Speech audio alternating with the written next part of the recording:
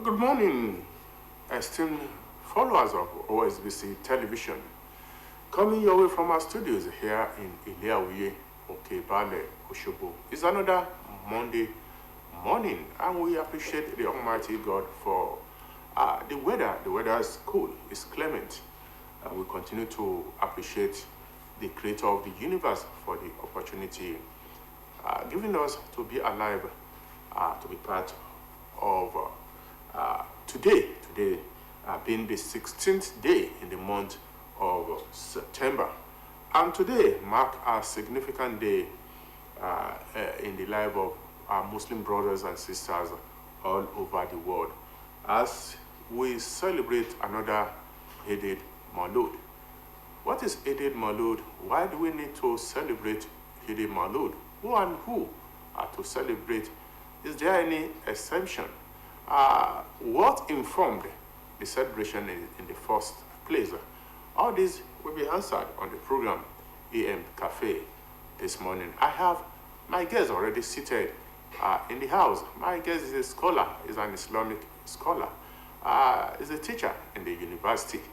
And by the time I bring him in, you will agree with me that my guest should be the right person to be on the program this morning. Badmus is Abdul Wahid from the Fountain University in Osogbo to AM Cafe. Ma'am, I say Assalamu alaikum wa rahmatullahi wa barakatuh to my guest this morning. Wa alaikum assalam wa rahmatullahi wa barakatuh. Yes. Celebrating Eid Maulud, what informed the celebration? Let's start from that. After thanking the Almighty Creator who gave us another opportunity to be seated here this morning, discussing the life and the life and death of Prophet Muhammad sallallahu alaihi wasallam, the Prophet of Islam. When talking about the particular thing that informed us about the celebration of the birth of Prophet Muhammad sallallahu alaihi wasallam, first thing that I would like to say is that when we look at Islam generally, Islam has only 5 pillars that are so I will call it fundamental aspect of Islam is embedded in these pillars of Al-Islam.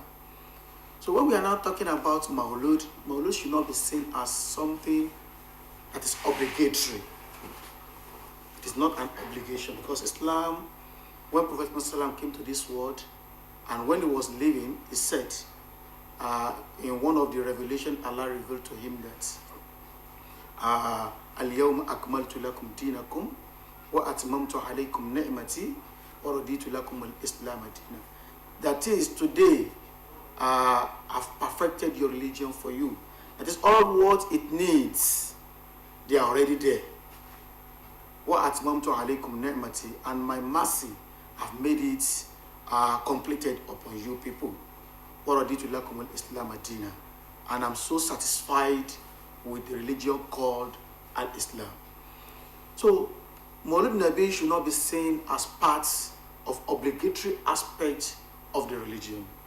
But when someone came to your life and the person had a remarkable impact in your life, let me even say in entire humanity, somebody came to this world and left a remarkable impact in your life, that person should not be forgotten at all. Because over the years, you will see people, some people, as we are talking about celebration of Maulid Nabi now, some people are condemning the thing that is not good, so it was not practiced by Prophet Muhammad sallallahu alaihi wasallam. Fine, that is how we will continue condemning it. But some people will come, they will tell you celebration of or marking the day, the birth of Prophet Muhammad sallallahu alaihi wasallam is not something to be forgotten. One of the things they used to use as argument was that Prophet himself did not celebrate it. And people after him, the 4 consecutive caliphs did not celebrate it. These are the points they will tell you. But morally, if we check it very well, is it possible for me to be blowing my trumpet by myself? That you must celebrate me, you must do birthday for me? No. No. Most especially when that thing you are doing, that service you are rendering it not for your own sake, but for the sake of Almighty Allah and for the sake of humanity, without even looking for reward from human being, but you are looking for reward from Allah. So people, scholars that find it worthy that Prophet Muhammad he lived a kind of life that one should not be forgotten at all. So they now came up with that idea of that we need to be marking the day this important personality in the life of humanity. We need to be celebrating it. Dr. Badmoz Abdul Wahid, from what you have said, celebration of Eid al-Maulud, the birth of Prophet Muhammad, is not among the 5 pillars of Islam. Yes, yes. And it is not obligatory for every Muslim to celebrate it. But in the celebration, today the government has declared the day as an holiday to mark the birth of Prophet Muhammad. But if we look at the practices of other Islamic groups or sects, there seems to be no fixed date for the celebration of the birth of Prophet Muhammad. Why do you have these differentials in the celebration? Discrepancies. I would like to address that by saying the life of Prophet Muhammad is supposed to be a thing of joy. And the day he was born on the 12th day of Rabi'ul Awwal, which happened to be yesterday, Sunday, and the federal government declared today, Monday, as holiday. Fine. But you see some people celebrated it yesterday, and you'll be seeing people celebrating it until Ramadan is coming. We are not going to force them, because that is when they have time. Because the life of Prophet Muhammad is something that is to be celebrated every second, every time, every hour, every day, because of his impact in our life. If you want to show him love, you want to show me love, you can show me love at any time. Not necessarily on my birthday. You can show me love at any time. When I have impact in your life, and you want me to know that this person meant a lot to you, you can be celebrating the person anytime, any day. But the one we did, some of us did it yesterday. They called people, they did salawat for Prophet Muhammad sallam. They even read the lessons learned from the life of Prophet Muhammad sallam to people, so that they can emulate him by reminding people of the Prophet's character. They use that avenue to do so. So it's supposed to be a continuous thing. It's supposed to be a continuous. The only thing I can say that we Muslims, those of us that are celebrating the birth of Prophet sallam, is that we should not use it for something that Islam is against. That will lead me to my next question. Okay. How should we celebrate the birth of Prophet Muhammad? Fine. Somebody that you are claiming that you love, somebody you want to show love behind the person, the way you should celebrate the person should be the way, even when the person is alive, that person will say, okay, thank you so very much, I really appreciate what you did. By the time you are doing what is negating the teachings of the person, for instance, we're in a gathering. You know, in Islam, part of our teachings is that there should not be a kind of the opposite sex should not be mingling with each other. And you see them, they said they are celebrating the birth of Prophet Sallam, and they invited musicians, and they started dancing. You are seeing the opposite sex mingling, intermingling. That one is not acceptable in Islam. Or you now decorated your table with all sorts of drinks that are not permissible in Islam. I don't want to be mentioning names. No, you don't need to. So, and when you are, or They are using the avenue to fornicate. They are using the avenue to perpetrate evils that is not even welcome in the light of Sharia.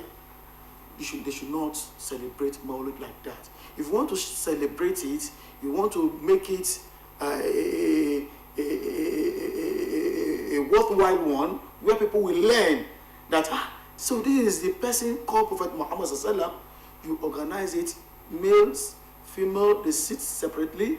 You recite Quran, you shower blessings on the gentle soul of the noble prophet of Al-Islam, Muhammad Sallallahu Alaihi Wasallam, the way it should be done. Allahumma salli ala Sayyidina Muhammad wa sallim, and any other forms of the way you can pray for the soul of the departed Prophet Muhammad Sallallahu Alaihi Wasallam. You can do so. You can even use that opportunity to empower people. Because one of the things we learned from the life of Prophet Muhammad was that he was a cheerful giver. He was so generous. He used to give out to people.